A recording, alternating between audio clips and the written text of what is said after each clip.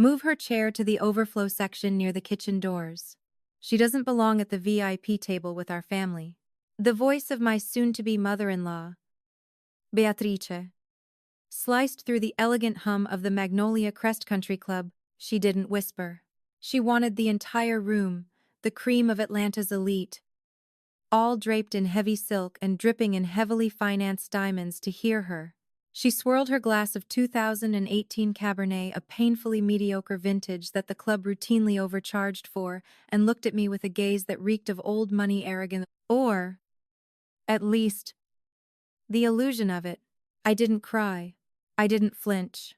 I didn't even let my perfectly practiced smile falter. When you possess real, untouchable power, you don't need to scream to be heard. I slowly wiped the corners of my mouth with the crisp linen napkin, stood up with absolute, chilling grace, and picked up my phone. My fingers swiftly typed a single, heavily encrypted message to my lead wealth management attorney in New York. Execute the leverage protocol on the Vanguard Beatrice estate. Call in every single cent. Now, before I tell you exactly how I dismantled this woman's entire empire, stripped her of her false crown, and bought the very ground she was standing on, I want to know who's listening. Tell me in the comments down below, what city or state are you tuning in from right now? Have you ever had someone look down on you just because you didn't wear a designer label? Hit that like button, subscribe to the channel, and settle in, because the karma in this story is served ice cold. Let me take you back to the beginning. Before the rehearsal dinner, before the mask slipped, my name is Zara. To Marcus and his suffocatingly snobby family, I was just a sweet, simple girl, a freelance financial advisor who shopped at mid-tier department stores, lived in a modest rented apartment, and drove a reliable, 5-year-old sedan in a social circle where people leased luxury cars at exorbitant 14% interest rates just to keep up appearances in today's tough U.S. economy. I was the ultimate peasant, a charity case. Someone Marcus, the so-called golden heir to an Atlanta real estate dynasty, was graciously saving from a life of mediocrity. But wealth, true, generational, liquid wealth, doesn't need to be loud. It operates entirely in the shadows. What Beatrice and Marcus didn't know was that my freelance work was a carefully constructed cover. I am the anonymous majority shareholder of Apex Sovereign, a private equity firm that aggressively swallows distressed luxury assets across the United States. While they were busy maxing out multiple credit cards to buy seasonal designer bags, I was quietly buying up the commercial real estate that housed those very boutiques. I met Marcus at a charity gala I was secretly funding. He approached me with the smooth, practiced charm of a man who believed his last name was a VIP ticket to everything in life. He wore a bespoke suit, but my trained eye immediately noticed the slight fraying at the cuffs and the subtle anxiety in his posture when the exorbitant bill arrived for drinks. I was intrigued not by him as a man, but by the psychological study of a family pretending to be royalty while secretly drowning. I played along. I wanted someone to love me for me, completely stripped of the gravitational pull of my offshore bank accounts. For a few months, Marcus played the part of the perfect, caring gentleman, but the exact moment he introduced me to his mother, Beatrice, the velvet gloves came off. She was a woman who navigated the world purely through the toxic lens of classism. To her, people were either stepping stones or dirt, and I, with my unbranded tote bags and quiet, observant demeanor, was distinctly dirt. She didn't realize that the dirt she was so eagerly stepping on was actually the very foundation holding up her crumbling kingdom. The illusion they painted was flawless, but as the wedding planning began, the dark, rotting cracks in their gilded cage started to show. I slowly realized I wasn't marrying into a dynasty at all. I was walking straight into a beautifully decorated financial graveyard. The wedding planning was an exhausting masterclass in psychological warfare. From the moment the engagement was announced, Beatrice took absolute control.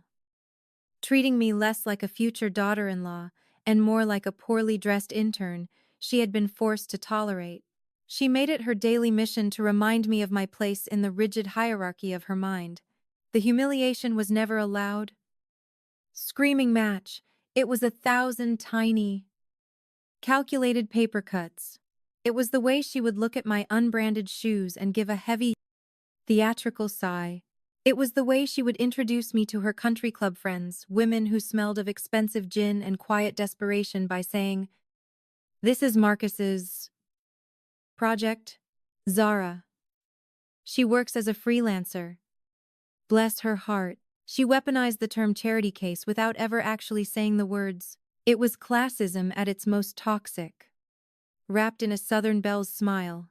One afternoon, Beatrice insisted on taking me dress shopping, not to the exclusive bridal ateliers in Buckhead, but to a mid-tier boutique she deemed more appropriate for my realistic station in life. As I stood on the pedestal in a dress made of stiff, cheap synthetic lace, Beatrice sneered at my reflection in the mirror. "We really can't put you in genuine silk, Zara," she said, her voice dripping with artificial pity. "People know you didn't grow up with taste. We wouldn't want you to look like a social climber trying too hard to mimic old money. It's better to just blend into the background." I didn't argue. I just watched her through the mirror. I was too busy analyzing the rigid tension in her jaw and the slight, undeniable tremor in her hand when the boutique owner walked over to collect the deposit. Beatrice handed over a heavy metal credit card, the kind that looks incredibly impressive until you understand that the bank issues them to anyone willing to pay an $800 annual fee, completely ignoring their actual liquidity. The machine beeped. A sharp, unforgiving sound. Declined. The sudden, dark flush that crept up Beatrice's neck was priceless. Panic flashed in her eyes for a fraction of a second before she masked it with outrage. She immediately blamed a bank error due to her massive offshore transfers, snapping viciously at the poor clerk while fumbling nervously through her designer clutch for a different card. To anyone else, she was a wealthy woman annoyed by incompetence. To May, she was a drowning woman gasping for air. And Marcus, he wasn't a protector. He was a silent accomplice. Later that evening, he pulled me aside into the hallway of my modest apartment. He avoided eye contact, staring at the floorboards. "Baba, the market is severely tightened right now with the new inflation metrics." He lied smoothly, using financial buzzwords he clearly didn't understand. "Could you maybe float the florist deposit? It's just $5,000. A temporary cash flow issue for the business. $5,000. From the woman his mother had just treated like human garbage. The sheer audacity was breathtaking. I transferred the money without hesitation. Not because I was a naive, lovesick fool, but because I wanted the paper trail. In the world of high-stakes finance, money leaves footprints. Every wire transfer, every borrowed dime from my account to his. I was another steel cable. I was quietly wrapping around their necks. The boiling point, however, came exactly 1 week before the wedding. Beatrice summoned me to her over-decorated, suffocatingly stuffy drawing room. She slid a thick stack of legal documents across the polished mahogany table. "We must protect the family legacy, Zara," she stated, her tone laced with pure venom. "We know you come from absolutely nothing. This prenuptial agreement ensures you walk away with exactly what you brought into this family. Zero." I slowly picked up the document. It was aggressively predatory.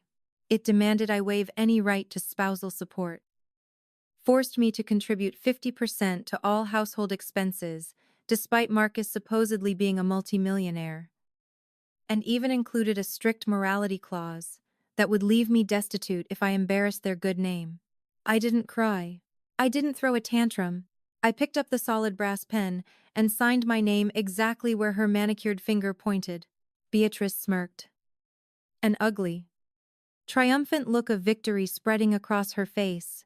She honestly believed she had just secured her son's massive empire from a gold digger. She had absolutely no idea she had just handed a loaded weapon to an apex predator. I wasn't signing away my rights to their money.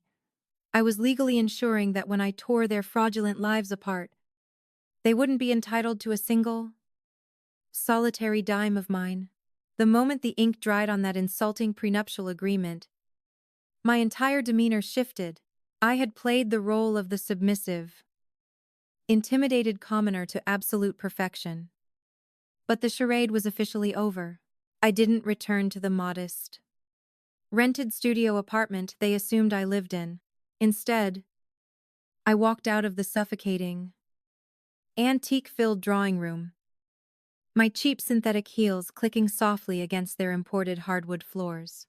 I slipped into the cool Atlanta night air, walked exactly 3 blocks to a discreet, dimly lit corner, and climbed into the back of a waiting, matte black armored Cadillac Escalade. "Take me to the spire, David," I murmured to my private driver. 20 minutes later, I bypassed the public lobby of Atlanta's most exclusive residential high-rise and used my biometric scan to access the private elevator. It rocketed up to the 60th floor, opening directly into my true domain, a 10,000 square foot, glass-walled penthouse that served as the nerve center for my private equity firm. The panoramic view of the glittering city skyline below was a silent reminder of who really pulled the strings in this town. My lead forensic accountant, Elias, and a hand-picked team of crisis investigators were already stationed at the massive slab of Italian marble that served as my conference table. I traded the cheap, scratchy blazer Beatrice had criticized for a silk La Perla robe, poured myself a glass of Yamazaki 55-year-old single malt, a profound upgrade from the acidic, mass-produced wine Beatrice had served earlier, and took my seat at the head of the table. "I want the Vanguard Beatrice corporate structure laid bare," I ordered, my voice dropping to a cool, clinical whisper. "Strip away the shell companies. I want full visibility into their liquidity ratios, their mezzanine debt financing, and their K-1 tax disclosures for the last 5 years. Dig up every single promissory note. Find the rot." It took Elias and his team less than 30 minutes to completely dissect what remained of their so-called generational wealth. It was a breathtakingly pathetic house of cards, held together by nothing but social arrogance and sheer desperation. The family's flagship real estate firm, which Beatrice constantly bragged about at her luncheons, hadn't turned an actual profit since 2019. To maintain her illusion of grandeur, amidst rising inflation and a tightening U.S. economy, Beatrice had engaged in a reckless, highly illegal cycle of cross-collateralization. She had secretly mortgaged their historic family estate not once, not twice, but 4 separate times. She was quietly taking out predatory high-interest loans from shadow lenders just to pay the minimum balances on her platinum credit cards, the vintage Chanel bags she paraded around. I looked at the recent purchase orders my team intercepted. They were high-tier replicas smuggled in from overseas. She was essentially paying off loan sharks with other loan sharks. A single, aggressive margin call would instantly wipe her entire bloodline off the financial map. But I wasn't finished. I turned my attention to the man who was supposed to be my husband, Elias. Track the exact routing of the $5,000 wire transfer I sent Marcus last Tuesday, the one supposedly for the florist's cash flow issue. My fingers tapped rhythmically against the cool marble as the screens shifted. The financial trail cleanly bypassed the wedding vendor's corporate accounts entirely. Instead, the funds were funneled through a ghost LLC into a private checking account belonging to a woman named Chloe. A rapid background check revealed Chloe was a former VIP bottle service waitress at a downtown club Marcus frequented. But the real knife twist wasn't the infidelity, it was the medical billing records seamlessly linked to Marcus's hidden secondary credit card, prenatal vitamins, ultrasound appointments. Chloe was 5 months pregnant. Marcus wasn't a struggling businessman trying to keep his family afloat. He was a coward, using the hard-earned money of the woman he viewed as a charity case to pay monthly hush-money installments to his pregnant mistress, all while his mother treated me like a peasant. Was I heartbroken? Did I collapse onto my imported rugs, weeping over my shattered fairy tale and a broken heart? Absolutely not. My pulse didn't even elevate. In my world, unchecked emotions are a severe liability. Pure, weaponized information is the only currency that matters. I stared at the glowing monitors, watching the digital blueprint of their impending destruction reflect in the glass of my whiskey tumbler. They thought they had successfully trapped a naive, poor girl in their web of lies. They didn't realize they had just invited a financial apex predator right into their living room. The investigation was officially over. It was time to start the execution. In the predatory world of corporate acquisitions, we don't stab our enemies in the back. We simply lock the doors, shut off the ventilation, and quietly wait for them to suffocate. I had absolutely no intention of exposing Marcus and Beatrice immediately. That would be a swift execution, a mercy they did not deserve. I wanted a slow burn. I wanted to watch them squirm in the dark. I wanted to witness the exact psychological moment the terrifying reality of their poverty finally crushed their arrogant delusions. The very next morning, from the serene, heavily secured silence of my penthouse, I gave the green light. I authorized my private equity firm to aggressively acquire every single piece of distressed debt attached to the Vanguard Beatrice estate. We didn't just buy their secondary mortgages, we swallowed up their high-interest shadow loans. We purchased the predatory liens on their so-called luxury vehicles. And we bought out the holding company that owned the deed to Beatrice's historic home. Beatrice, 00 a.m. on a crisp Tuesday. I was no longer just the peasant future daughter-in-law they loved to mock. I was legally their master. I owned the very roof over Beatrice's perfectly coiffed head. But I didn't announce it. I just started turning the screws. Step 1. The credit freeze. It happened on a Thursday afternoon. Beatrice had scheduled a wildly ostentatious consultation at the country club to finalize the imported white orchids for the reception. Through my elite network, I discreetly triggered a hard, automated liquidity check on her remaining revolving credit lines. The banks, suddenly made aware of her catastrophic debt-to-income ratio, thanks to an anonymous tip from my legal team, instantly froze every single account she had. I wasn't there to see it in person, but my private security contractors sent me the encrypted audio logs. The sharp, humiliated gasp, the frantic, hushed arguments with the bewildered event coordinator, the sudden, terrifying realization that her plastic empire had instantly melted into nothing. Over the next 72 hours, Beatrice began to unravel completely. The psychological toll of pretending to be untouchable elite while secretly dodging aggressive collection calls now initiated by my own ruthless collection agents, broke her carefully maintained Southern Belle facade. She grew fiercely paranoid. She snapped viciously at her house staff, accusing her maids of stealing when, in reality, she had secretly pawned her own vintage silverware just to make minimum payments on her fake designer wardrobe. She looked physically older, the sheer stress carving deep, ugly lines of panic into her face. The illusion was dying, and it was taking her sanity with it. But the true entertainment came from Marcus. With his mother's funds officially cut off and the hush-money payments to his pregnant mistress suddenly bouncing, sheer desperation turned him reckless. On a rainy Friday evening, he let himself into my modest decoy apartment. I was sitting on the cheap sofa, casually reading a financial journal, playing the perfect, ignorant fiancé. He kissed my cheek, his palms sweating, his eyes darting nervously around the room like a cornered rat. He claimed he desperately needed to use my laptop to check a massive real estate contract because his phone was dead. I handed the computer over with a sweet, trusting smile and walked into the kitchen to make tea. The moment I was out of sight, Marcus frantically bypassed his email and tried to log directly into my mobile banking portal. hoping to wire himself another temporary business loan from my supposed life savings. What this absolute fool didn't know was that he was attempting to breach a military-grade, multi-factor encrypted server that held billions in liquid assets. Instead of seeing my checking account balance, his screen locked up, flashing a jarring crimson warning. Unauthorized access. Biometric lockdown initiated. IP address and facial recognition logged. I walked back into the living room, holding 2 steaming mugs of chamomile tea, my face a mask of utter calm. Marcus looked like he was going to vomit. He was ghostly pale, his hands shaking violently as he slammed the laptop shut.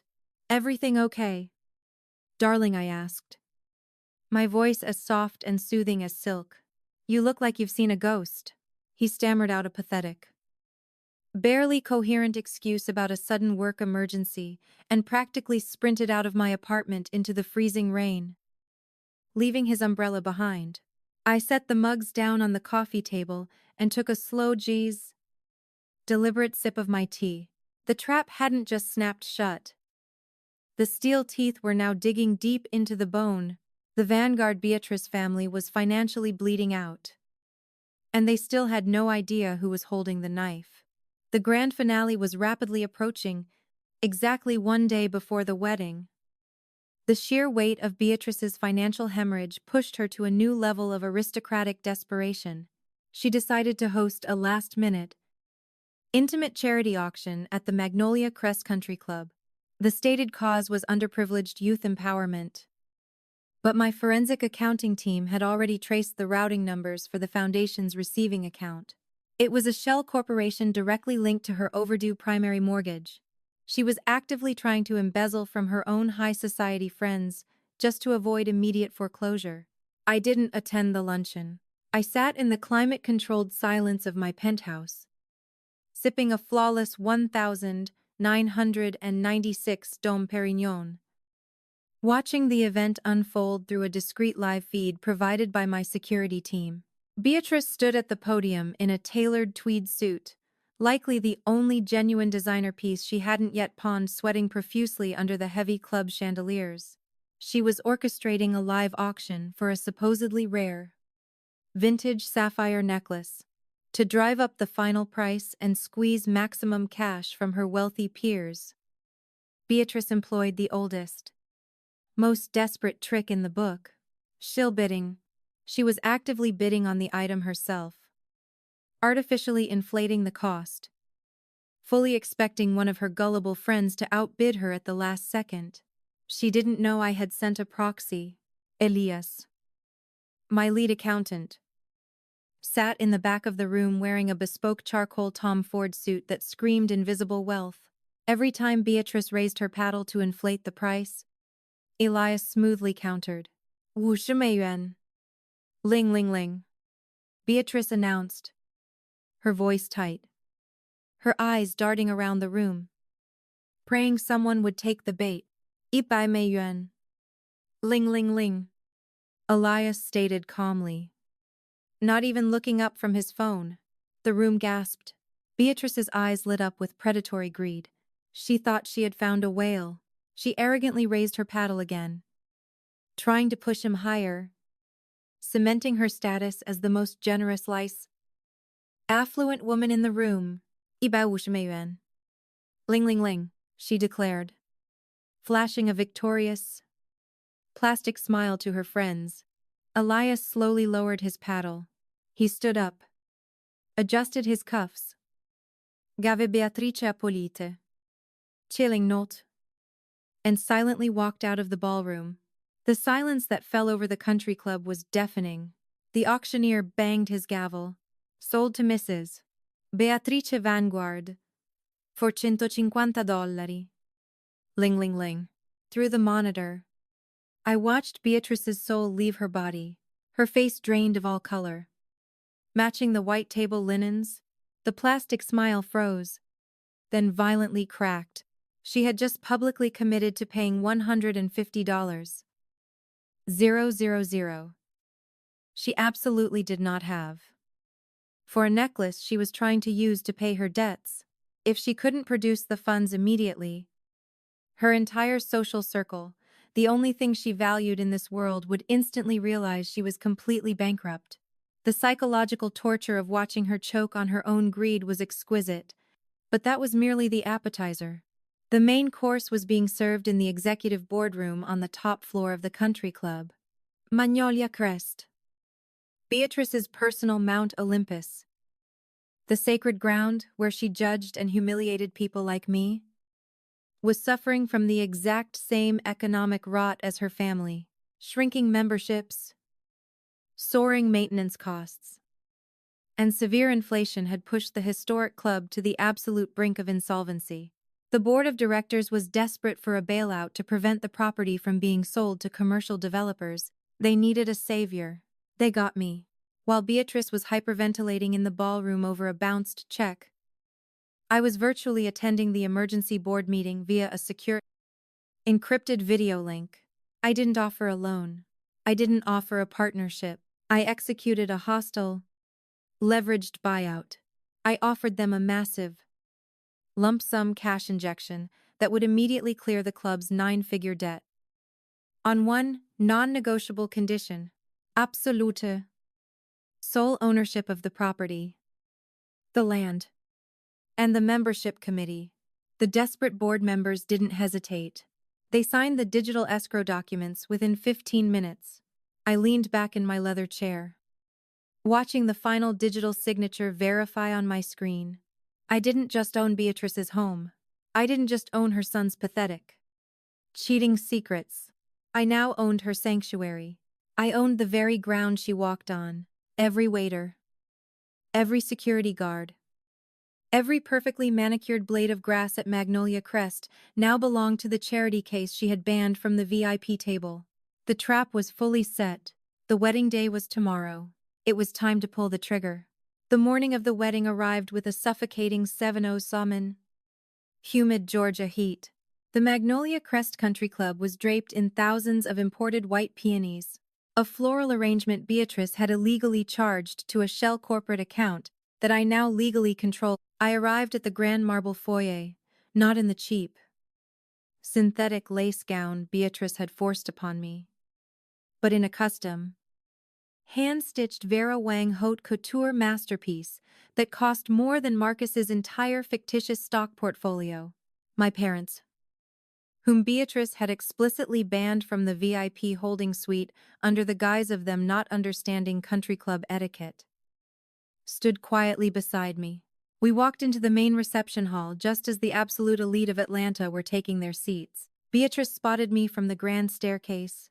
Her eyes bulged, her face twisting into a mask of pure, aristocratic rage at the sight of my dress. She stormed down the steps, her heavy, fake Chanel pearls clacking aggressively against her chest. Marcus trailed behind her, looking pale, sweating profusely, and deeply hungover from his rehearsal dinner. "What do you think you are doing?" Beatrice hissed, her voice echoing through the cavernous, frescoed lobby, intentionally loud enough to ensure her wealthy friends heard every single word. "You do not wear that in my club. I told you to wait in the overflow section near the kitchen doors." Security. She snapped her manicured fingers in the air, dripping with pure classism. "Guards, remove this ungrateful trash and her family from the VIP premises immediately. They are trespassing." Two towering private security contractors in crisp, tactical black suits stepped forward, but they didn't walk towards me. They walked straight past Beatrice and stood firmly on either side of my family. Turning to face her, with their hands resting on their belts, Beatrice blinked, her false eyelashes fluttering in sheer confusion. "Are you deaf?" I said. "Throw them out." Before the guards could respond, the heavy mahogany doors of the executive office swung open. Mr. Sterling, the notoriously snobbish general manager of Magnolia Crest, Power, walked into the lobby. Beatrice sneered triumphantly, adjusting her posture. "Finally, Sterling. I have these people removed before they completely ruin my son's wedding." Mr. Sterling didn't even look at her. He walked directly up to me, stopped, and bowed deeply at a perfect 45-degree angle. "Good afternoon, Madam Chairwoman," he announced, his voice carrying flawlessly across the dead silent room. "The previous board has been completely liquidated. The club is fully secured under your sole executive authority. What are your orders?" The collective gasp from the surrounding Atlanta elite sucked the oxygen right out of the room. Beatrice physically staggered backward, her jaw dropping so hard it looked unhinged. Marcus choked on his own breath, his eyes darting frantically to the exits. "Madame," Chairwoman Beatrice stammered, her voice suddenly small, stripped entirely of its southern arrogance. I didn't smile. I didn't raise my voice. I simply let the cheap, plastic-wrapped bouquet Beatrice had forced upon me slip from my fingers. It hit the marble floor with a pathetic thud. "You see, Beatrice," I began, my voice a quiet, chilling whisper that demanded absolute, terrified attention. "You spent 6 months banning me from VIP tables, mocking my clothes, and treating me like dirt to protect your family's precious generational wealth.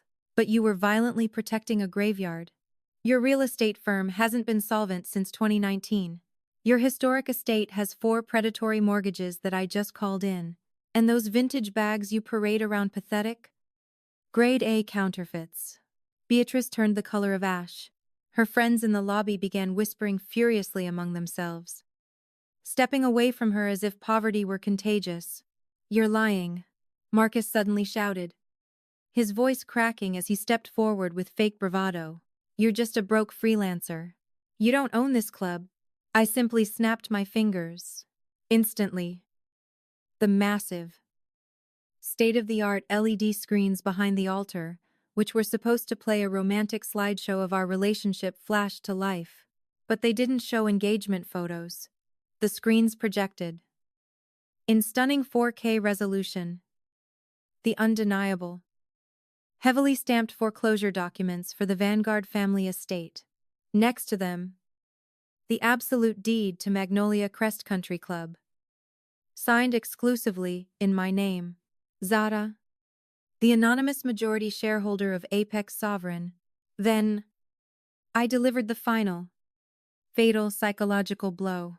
"And Marcus," I said, my gaze slicing through him like an icy scalpel, "I might have forgiven the fact that you're a cowardly, broke fraud, but I do not fund men who use my personal bank accounts to pay off the monthly hush money for their pregnant mistresses." The massive screen shifted.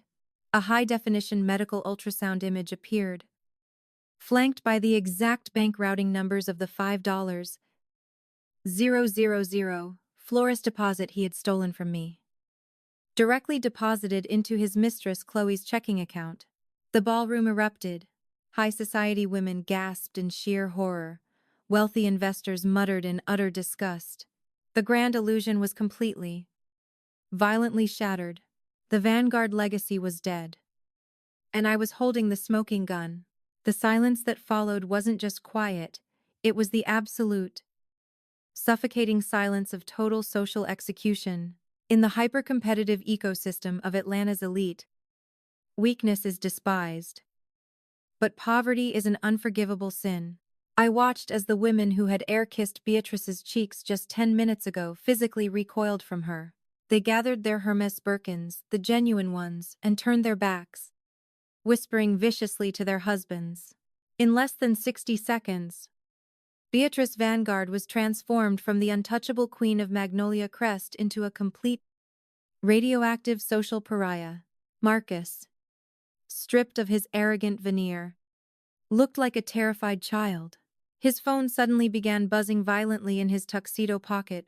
Undoubtedly Chloe, watching the rapidly spreading news of his financial ruin, demanding her overdue hush money. He took a pathetic, trembling step toward me, his hands raised in surrender. "Zara baby, please," he whimpered, the golden boy facade completely shattered. You can't do this. I love you. We can fix this. Just give me a chance to explain the liquidity issue." I looked at him with the same detached, clinical interest one might reserve for a dying insect on the sidewalk. There is no we. Marcus, I stated. My voice is hard and cold as a diamond. There is only me. My capital. And the exit. You don't have a liquidity issue. You have a reality issue. I turned away from his pathetic, tear-streaked face and looked at my newly appointed general manager, Mr. Sterling. I commanded smoothly, adjusting the immaculate, hand-stitched lace cuff of my Vera Wang gown. It appears we have non-members loitering in the private foyer. Please have your security personnel escort the Vanguard family off my property immediately. Revoke their access cards. Tow any vehicles remaining in the members' lot. And ensure they are permanently blacklisted from this establishment. With extreme pleasure, Madam Chairwoman. Sterling replied. Ah, cruel. Satisfying smirk playing on his lips, the two tactical security guards grabbed Marcus by the arms, dragging him backward as he sobbed uncontrollably. Beatrice didn't go quietly. The sheer psychological break of losing her money, her club, and her status in a single afternoon finally snapped her fragile mind. She shrieked, kicking wildly, her counterfeit Chanel pearls snapping and scattering across the polished marble floor like cheap plastic BBs. It was the ultimate walk of shame. Broadcast live to the very people she had spent a lifetime trying to impress, the aftermath was swift and merciless. Without my fabricated ignorance to shield them, the Vanguard empire collapsed overnight. Apex Sovereign finalized the foreclosure on their historic estate 3 days later. I didn't even bother moving in. I immediately had it gutted and flipped into a high-yield corporate retreat. Beatrice was forced to move into a cramped, 2-bedroom apartment in a deeply undesirable zip code. Her phone calls permanently ignored by her former high society friends. Marcus, drowning in aggressive child support litigation from his mistress and utterly unemployable due to the public scandal, was last seen desperately trying to secure a position as a junior loan officer at a strip mall bank. Karma doesn't always come from the universe. Sometimes it comes wearing haute couture and holding a controlling stake in your debt. An hour after they were forcefully evicted, the grand ballroom was completely emptied of the hypocritical elite. I sat alone at the center of the room. At the very VIP table Beatrice had banned me from. I poured myself a final glass of the 1996 Dom Perignon, the crisp, perfectly aged vintage dancing lightly on my palate. I looked out over the sprawling, manicured golf course that now legally belonged to me. The VIP table was finally exactly how I liked it, reserved exclusively for the person who actually owned the room. Pause. Deep breath. Whisper to the microphone. And that is exactly how you dismantle a fake dynasty. Tell me, if you held the absolute financial power to destroy the people who humiliated you, would you pull the trigger? Or would you walk away? Drop your answers in the comments below. If you loved this story of absolute, ruthless karma, smash that like button and subscribe to the channel so you never miss a confession. Until next time, keep your secrets safe and stay untouchable. Goodbye.